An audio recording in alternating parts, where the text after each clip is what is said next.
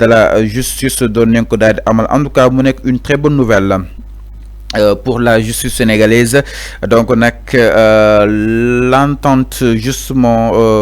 bu li nga xam ne que moo di juste nag mujj na daal di suspendre grève bi nga xam ni itam ñoom tegoon nañ ko sur place. Donc UNTJ ak juste nag jamono ji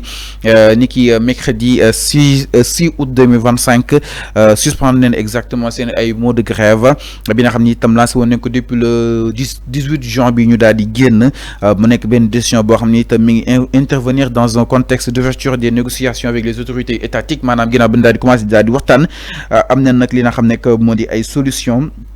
jëm si li nga xam ne que moo di kilifa yi moo ne kon nag su juste décidé na pour daal di suspendre exactement grève bi nga xam ni itam commencé woon nañ ko déjà mu daal di aussi empêché woon par rapport ak fonctionnement bu justice sénégalaise.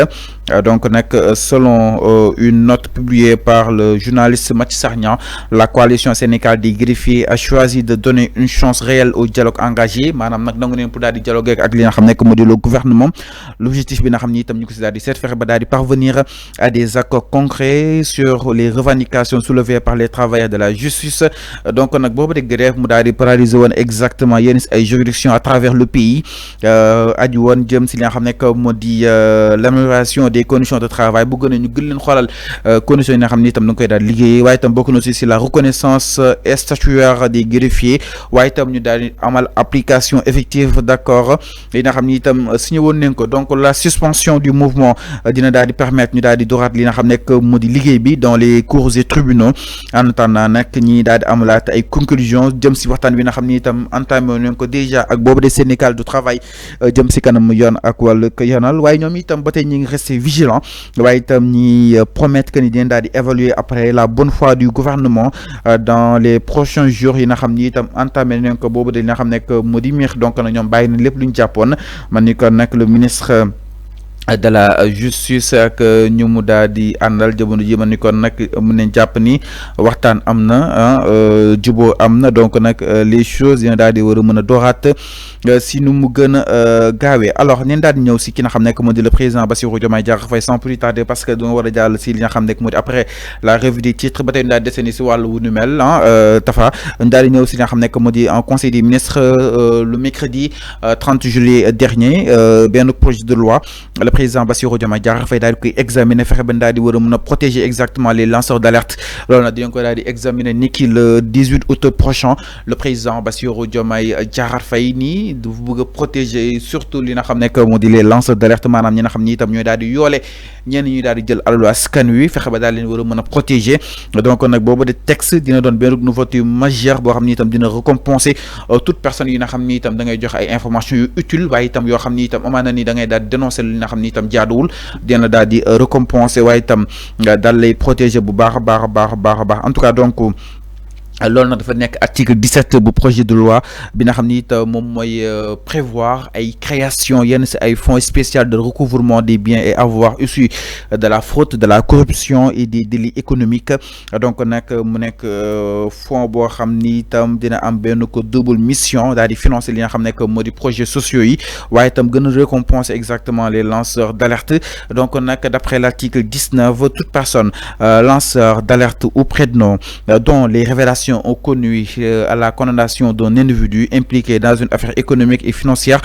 pourra bénéficier d'une prime de 10%. maanaam képp ku boole nit amaana dafa jëloon alalu askan wi ñu daal di koy daan ba tëj ko ba xam ni moo def yow mën na la jox li nga xam ne moo di 10% si montant bi nga xam ni it moom ci moom leen daal di jël si moom exactement. Donc à défaut un montant forfaitaire sera fixé par l'organe national de lutte contre la corruption. su nekk loolu itam moom lutte contre la corruption di li nga xam ne moo di OFNAC bu bees bi ak COP ak doxalin bi dinañ daal di xool naka lañ daal di war a mën a récompenser kooku di boole ñi nga xam ni itam ñoo daal di def yooyu de si ay mbir. Donc nag mu nekk entre autres yi nga xam ni itam le président Bassirou Diomaye Diakhar Faye abordé na boobu di li nga xam ne moo di question jëm si li nga xam ne moo di la réduction des comptes ak tolluwaay wi ñuy daal di xaar li nga xam ne moo di mbir yi ana fu lay daal di war a mën a mujjee si kanamu yoon ak wàllu ko yoonal lépp daal di ñeel ni fexe ba daal di gën a war a mën a bàyyi xel bu baax a baax a baax jëm si doxinu réew mi. alors mi ngi déclaration donc de patrimoine pourquoi le président Bassirou Diomaye Diakhar Faye ak ki nga xam nekk Ousmane Sonko ñu daal décidé pour daal di changer li nga xam nekk loi bi mu nekk autant de questions yi nga xam ni itam ñu koy daal di poser allant dans ce sens alors donc du côté de la régie su baaxee lu ñu daal di ñëw si nga xam nekk la revue des titres maanaam li gën a fës si xëtu yi likaay yi. alors ñu daal di koy dooree ak xët gu njëkk bu li nga xam nekk justement Sud Quotidien Sud nag mu daal di ñëw si xëtam gu njëkk ak li nga xam nekk cette rencontre bi nga xam ne amoon na foofu si waanu Kaolack digganteeg Serigne Mboup ak li nga xam nekk le préfet abus de pouvoir ou de position dominante en tout cas la gangrène la nga ko daal di tuddee exactement mi ngi si xët gu njëkk bu li nga xam nekk Sud Quotidien moom ki nga xam nekk Serigne Mboup démb leer na si suñu mu gën a yaatu si plateau Faram Facce ak ki nga xam nekk Pape Ngagne Ndiaye ba ni leen ki nga xam nekk le général daal leen ni jubóole mi ngi si xër gu njëkk bi nga xam nekk Sud Quotidien alors ba tey Sud nag na di desani jëm si jafe-jafe yi nga xam ne amoon nañ ko jëm si boobu di journal la man ni kon une levée de fonds pour Sud Sauvons Sud notre quotidien ñoom itam ñi ngi envoyé benn message bu fort état bu Sénégal waaye itam ak sénégalais pour ñu daal di sauver li nga xam nekk Sud ndaxte bokk na si ñëkk fii ñëkk si wàllu journal fii Sénégal si wàllu privé bi donc nag ñi ngi lancé un appel fort à ce que pour ñu daal di koy sauver alors suñu jógee si wàllu Sud registre su nekkee pare ngeen ñu daal di ñëw si journaux yi ñëw si Walf Quotidien alors ndaal di ñëw si Walf mu daal di ñëw exactement par rapport ak le plan de redressement économique et social Pastef nag mi ngi daal di démonter manipulation yi nga xam te opposition bi nekkee woon nañ ko si temps yi yëpp umpale wu leen opposition bi nag jamono ji ñi ngi woon si li nga xam nekk moo di ay conférence de presse démb nag Pastef ak ñi àndal jàkkaarloo nañ ak li nga xam nekk moo di askan ñëw neen seen si ay ponk yu ko gën a fasantiku jàpp ne nag jamono ji manipulation yi du daal di jàll benn yoon ñi ngi daal défendre ki nga xam nekk moo di Ousmane Sonko jëm si boobu dina xam nekk moo di projet donc nag Pastef démontre les manipulations de l'opposition alors ba tey ñu daal di ñëw si li nga xam nekk moo di Walf Quotidien ba tey ñëw na si chronique Ousseynou Gueye gestion financière administrative et politique tout est à refaire jàpp na ni gestion fii si réew mi si wàllu xaalis ak si wàllu administration lépp leen war a xoolaat defaraat ko bu baax a baax Sénégal 4e à l'Afro-Basket féminine 2025 en tout cas ñëw neen exactement si les raisons d'une régression parce que dafa jëltu ginnaaw comparé ak daaw. Le quotidien mu daal di ñëw exactement si li nga xam ne que moo di financement du presse en tout cas les niches aux œufs d'or le quotidien bu Madiambal Diagne ñëw na si sunu mu gën a yaatoo les anciennes bases françaises des mille milliards mobile monnaie smartphone des sous au bout du fil lépp rek ñëw na si sunu mu gën a yaatoo par rapport ak li nga xam ne que moo di financement yu précis alors ñu daal di ñëw aussi si OFNAC meurt vive l'OFNAC nag dem na. Parce que dinañ daal di amal li nga xam ne que moo di boobu de projet à l'Assemblée nationale le quotidien dikkaat na si nu mu gën a yaatoo daal di ñëw si quotidien Les Échos mu daal dikk ak li nga xam nekk moo di ba tey OFNAC nouvelle attribution de l'Office national de lutte contre la corruption OFNAC remplace l'OFNAC ce qui change lan mooy changé suñu xool ni OFNAC moo koy daal di utu tur bi du am dina xam nekk moo di coppite en tout cas l'audit et la fraude la garde à vue saute le délai de prescription suspendu aussi longtemps que l'auteur est en fuite 12 membres nommés par décret à l'issue d'un appel à candidature le CI passe de 1 milliard à 500 millions 6 mois à 4 ans pour les contrevenants bijoux compte crypto l'audition risque d'être salie loolu lépp nag ay changements yoo xam te indi nañ ko si li nga xam nekk moo di OFNAC maanaam 12 membres yi gën a diriger léegi dañuy daal di jaar si li nga xam nekk moo di appel à candidature man ni kon Sëñ Saliou Gueye dina daal di tëpp lu yàggadul dara exactement alors daal di ñëw une avancée majeure mais beaucoup de contradictions par rapport ak une loi relative à l'accès à l'information publique loolu itam dégg nga daal taxal foofu sa Assemblée nationale naka lañ daal di war a mën a joxe li nga xam nekk moo di information doxalin bi waaye itam yan pàcc yi si journaliste bi daal di war a mën am maanaam lan mooy part de responsabilité journaliste yi sax na nga xam ni itam noonu lañu daal di joxe xibaar yi entre autres yoo xam ni itam le journal ñëwaat na si nu mu gën a yaatu alors daal di ñëw si li nga xam ne que moo di enquête mu daal di ñëw si xëtam gu njëkk ak le plan de ralentissement la ko daal di tuddee par rapport ak li nga xam ne que moo di doxinu réew mi en tout cas lu jëm soit numérique bi dafa xaw a deseni lool mu daal di jàpp ni nag boobu de plan de ralentissement la maanaam li ralentissement yi si am dafa xaw a bëri lool ba daal di yéeme daal di ñëw aussi si entente bi nga xam tam si justice am na ko ak le ministre de la justice bi waroon daal di suspendre exactement sur une grève ministre bu ñëk bu li nga xamné que modi enquête lutte contre la corruption l'État passe à l'offensive pour daal di fi jëlee li nga xamné que modi OFNAC ancienne version bi Vox Populi mu daal ñëw si xëtam bu ñëk ak le projet de loi numéro 13/2025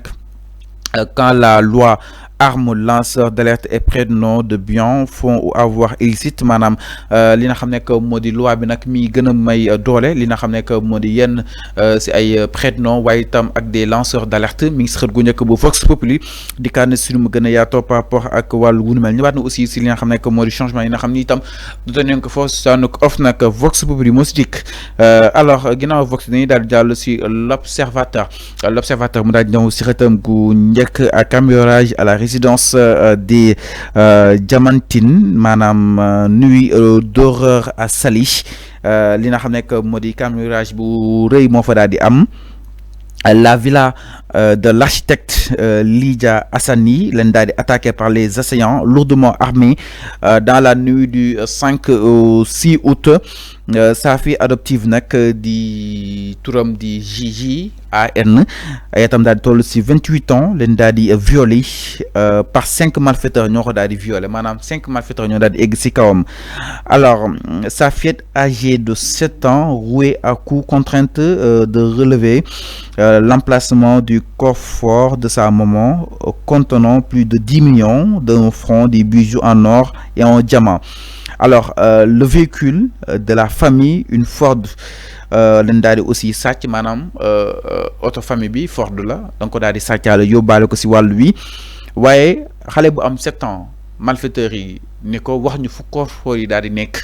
ba ñu fa demee na fekk neen fa 10 millions si coffre-fort bi ak ay bijoux en or ak ay diamant loolu nag mu nekk la résidence des Diamantines foofu si daanuk Saly mu nekk lu doy waar loo xam ni itam xew na fa jëm si wàllu wu nu mel la daal di yegg si li nga xam ne que moo di téléfilm sénégalais yi si xët gu njëkk bu li nga xam ne que moo di l'observateur ñëwaat na si nu mu gën a yaatoo enquête sur les acteurs qui déchaînent la haine derrière les monstres de l'écran des âmes fragiles maanaam des fois am na ñoo xam ni itam dañuy déchaîner la haine si nga xam ne que moo di série yi seen rôle yi nga xam ni itam dañ leen koy daal di jox mais suñuy xool dans la vraie vie ay nit yu baax la ñu ñoo xam ne dañoo daal di sensible si yu bëri mi si xët gu njëkk bu li nga xam ne que moo di l'observateur dikk na si nu mu gën a yaatoo tey jii alors ñu daal di ñëw si l'info mu daal di ñëw si li nga xam ne que moo di benn désastre national taux de réussite bi mu daal di wàññeeku bu baax a baax si examen bi nga xam ne doon nekk amal si sage-femme yi l'info ñëw na si nu mu gën a yaatu que ni yëf yi nag suñuy xool 0,70% la mu nekk loo xam ni itam deltu na loolu ginnaaw mu nekk un désastre national ministre gu nekk bu l'info dikk na si nu mu gën a yaatoo. L'As quotidien mu daal dikk si xëtam gu njëkk ak nouvelle loi sur la déclaration de patrimoine ma ni kon nag état bu Sénégal mi élargir l'assiette des assujettis mu ngi si xët gu njëkk bu li nga xam ne moo di laas si nu mu gën a yaatoo alors critique contre le plan de redressement le MONCAP démb amoon na benn conférence de presse mi cong bu baax li nga xam ne moo di opposition par rapport ak attaques yi nga xam ne ñu ngi koy daal di attaqué yegg si li nga xam ne moo di Cour suprême mi ngi désavoué exactement le ministre de la justice nomination bu directeur bu centre Talibou Dabo bu bees bi alors ñu daal di ñëw si la tribune mu daal di ñëw si xëtam bu nekk la tribune ak li nga xam ne moo di Cheikh Seck mu nekk secrétaire général bu SC3S mi ngi daal di démonter le ministère de la santé en tout cas donc grosse manipulation sur le recrutement de 220 sages-femmes d'État moom ki nga xam ne moo di Cheikh Seck mu koy daal di ñaawlu bu baax a baax di daal di yegg ministre gu nekk bu li nga xam ne moo di la tribune yegg si aussi si li nga xam ne moo di inondation il faut Touba, les inondations font un mort, un jeune homme se noie dans le bassin de Ngélémou mi si xët gu njëkk bu li nga xam nekk moo di tribune par rapport ak ki gaañu foofu si Touba jëm si inondation yi. alors ñu daal di ñëw si point actu mi si xët gu njëkk ñaari ñëwaat si li nga xam nekk moo di déggoo gi nga xam ne am na si les acteurs de la justice déggoo neen pour daal di suspendre exactement seen ay grève daal di ñëw aussi si li nga xam nekk moo di ba tey point actu ak OFNAC mi ngi daal di changer exactement de version ma ni kon la balle est dans le camp de l'hémicycle di nga ko daal di amal ni ki li nga xam ne que moo di lundi incha allah. Libération ñëw na si xëtam gu njëkk ak li nga xam ne que moo di PGF mi ngi ordonné une vague de perquisition jëm si Mirou Farba ak ki nga xam ne que moo di Tahirou Sarr waaye nag les enquêteurs sont descendus au siège déclaré de Sofico groupe immobilier suisse yooyu yëpp nag ki nga xam ne que moo di Tahirou moo ko daal di moom les premiers éléments yi nga xam ni itam perquisition bi révélé na ko mi ngi si xët gu njëkk bi li nga xam ne que moo di Libération sànq man la ko doon wax liaison yi nga xam ni itam Farba doon nag am ak yenn si ay américaines entre autres lépp rek journal bi dikkaat na si nu mu gën a yaatoo ginnaaw loolu dañuy daal dikk si yor mu daal ñëw xëtam gu njëkk yor ak Sénégal en Turquie un nouvel élan pour l'axe Dakar Ankara mu nekk une bonne nouvelle pour le Sénégal exactement wàllu diplomatie ak li nga xam nekk moo di tolluwaay wi man ni kon nekk Dakar ak li nga xam nekk moo di Turquie maanaam Sénégal ak Turquie bëgg nañ liggéey bu am solo diggante ak Dakar ak Ankara mu nekk ñaari capitale yoo xam ni itam ñooy capitale yu ñaari dëkk yi Sénégal Dakar foofu si doon Turquie Ankara en tout cas Ousmane Sonko nag dem na fa am na fa waxtaan wu yaatu jëm si li nga xam nekk moo di ces relations diplomatiques bac 2025 si xët gu njëkk bu Rewmi Quotidien réussite bi nag mu daal di wàcc loolu ba daal si yegg maanaam amul li nga xam nekk moo di justement taux bi diisul soriwul par rapport ak li nga xam ni itam noonu leen daal doon mën a xaaree jëm si wàllu njàng bekk njàngale bi mi ngi si xët gu njëkk bu li nga xam nekk moo di Rewmi Quotidien sur 162 525 candidats 527 candidats autant pour moi seuls 70 888 sont admis. Le public enregistre 50 387, soit 57,92% contre 22 478 pour le privé, 42,05%. Dakar en tête au classement régional avec 60,41%, suivi de Louga à 52,109% et Rufisque 52,04%. Sédhiou 38,109%, Ziguinchor 38,42%, ferme la marche. En tout cas, donc on a que la réussite est en baisse au Sénégal après le bac de 2025. Le soleil mu daal dikk si nu mu gën a yaatoo ak li nga xam ne que moo di les oubliés du milieu hospitalier maanaam hôpital yi le soleil def na si gëstu gu yaatu nag ñii gunge malade yi maanaam des fois da leen di fàtte si li nga xam ne que moo di justement hôpital yi du leen jox ay conditions yu baax faute de structure d'accueil ils dorment le plus souvent à la Belle Étoile fan l'exception maanaam si croix yi la ñuy fanaan nag entre autres mu nekk loo xam ni itam jot nañu daal leen war a mën a bàyyi leen xel bu baax a baax les accompagnants de malades justement donc les oubliés du milieu hospitalier. Évidence mu daal di ñëw si xëtam gu nekk ak retard et confusion à Paris des voyageurs dénoncent l'attitude d'Air Sénégal maanaam nag diggante ak Dakar ak Paris